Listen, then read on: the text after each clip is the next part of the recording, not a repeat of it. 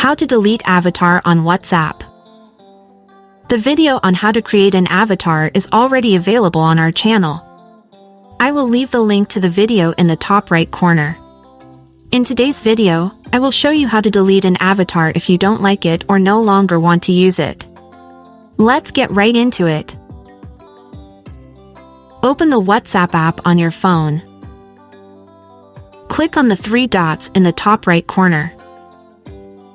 In the menu, open Settings. Click on Avatar. At the bottom of the screen, you will find the option Delete Avatar.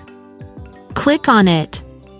A window will appear on the screen with a warning that deleting the avatar will permanently erase your avatar data, including avatar stickers. If you still want to delete the avatar, confirm by clicking on Delete. After a few seconds, the avatar will be deleted. Like the video if you found it helpful. Subscribe to the channel to stay updated with all the latest content.